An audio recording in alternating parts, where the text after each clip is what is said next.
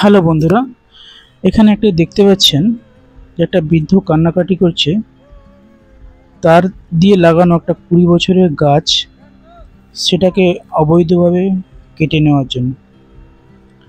এটা একটা ছত্তিশগড়ের ঘটনা। তো আমরা ছোট থেকেই পড়ে এসেছি যে গাছ একটি প্রাণ। তো এরকমভাবে গাছ কাটা চলছে। তো এটা মানুষের স্বার্থে হয়তো গাছ কাটছে, বা কোনো হয়তো প্রজেক্ট হবে এরকমভাবে কিছু। অনেকেই গাছ কেটে থাকে কিছু একটা বড় কিছুর জন্য। তো এইটা মেন উদ্দেশ্য হচ্ছে গাছ আমাদের কার্বন ডাইঅক্সাইডটাকে কমায় পরিবেশে। কিন্তু এখন যেরকম জনসংখ্যা, সেই অনুযায়ী যত গাছ আছে, সেই গাছ দিয়ে ওই পরিমাণ কার্বন ডাইঅক্সাইড কমানো যাবে না, বা ওই গাছের মতো জায়গাও নেই। সেক্ষেত্রে বিল গেটস একটা কথা বলেছিল, সেটা হচ্ছে একটা এতে ডাকা হয়েছিল জলবায়ু পরিবর্তনের সমাধান হিসাবে। শুধু উনি মনে করেন যে গাছ লাগানোটাকে সম্পূর্ণভাবে গাছ লাগানো ভালো, কিন্তু সম্পূর্ণভাবে ওটাকেই দায়ী করা যাবে না যে কার্বন ডাইঅক্সাইড ওটা দিয়েই কমে যাবে। আমাদের কি করতে হবে, গাছের সাথে সাথে একটা টেকনিক্যালি একটা যন্ত্র তৈরি করতে হবে। সেই যন্ত্রের দ্বারা কার্বন ডাইঅক্সাইড যেটা আছে সরাসরি ডাইরেক্ট কার্বন অপসারণ করতে হবে। এবং যারা যেই সব কোম্পানিগুলো কার্বন বের করছে, নির্গত করছে কোম্পানি থেকে, সেগুলো কমাতে হবে।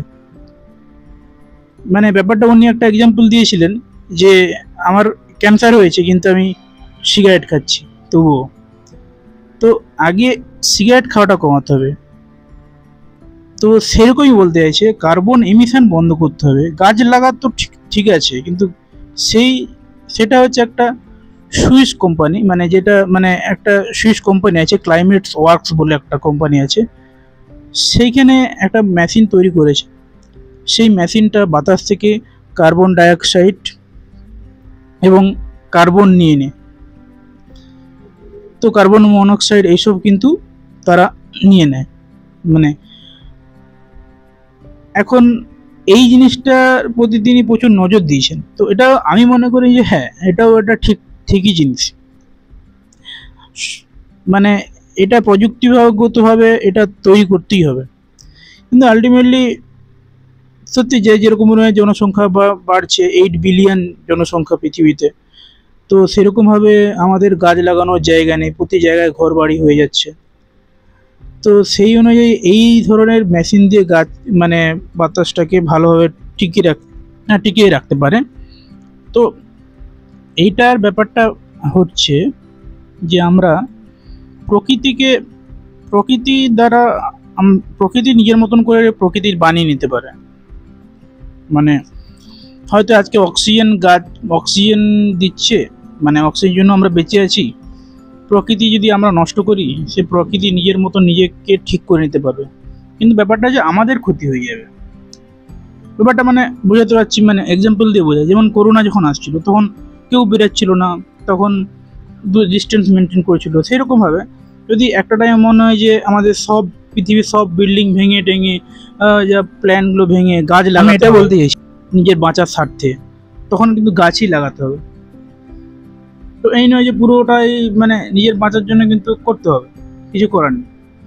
তো প্রকৃতির উপরে এরকম করাটাও যেরকম বাজে, ওয়েদার চেঞ্জ, জলবায়ু চেঞ্জ, সেরকম প্রকৃতিও কিন্তু যদি চেঞ্জ হয়ে যায় তো আমাদেরই প্রবলেম। প্রকৃতির কোনো তাতে প্রবলেম নয়। বেশিরভাগ যারা লিভিং বডি, তাদের উপরই প্রবলেমটা ফিল হবে। তো আমরাও একটা প্রকৃতির অংশ।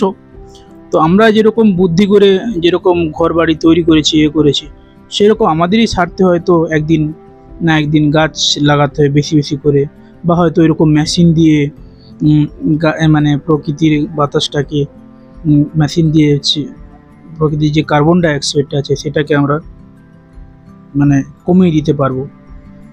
তো এই প্রথম ভিডিওটাতে যেটা দেখিয়েছিলাম তো একটা বৃদ্ধ কাঁদছে, এটা সত্যি একটা দুঃখজনক, বেশ ভালো একটা ভিডিও। মানে খুব গাছকে কত গভীরভাবে ভালোবাসে বলেই সে জিনিসটার জন্য কান্নাকাটি করছে। তো আমাদেরকে প্রকৃতিভাবে মানে অ্যাজ এ প্রকৃতি হিসাবে আমাদেরকেও গাছটাকে প্রচুর পরিমাণে ভালোবেসে যেতে হবে। তো এটাই অ্যাকচুয়ালি ভিডিওটা। কারণ সব কিছু দিয়ে টেকনিক্যালি দিক দিয়ে সব কিছু করা যায় না, কিছু কিছু জিনিস প্রকৃতির উপর নির্ভর হতে, মানে বেসিক্যালি আমরা সবাই প্রকৃতির উপর নির্ভরশীল। তো অনেক সময় টেকনিক্যাল কিছুটা হয়তো মানুষকে বাঁচিয়ে রাখতে পারে, কিন্তু পুরোটা নয়। তো আমাদেরই ভালোর জন্য বেশি বেশি করে আমাদেরকে আরও বেশি গাছ লাগাতে হবে।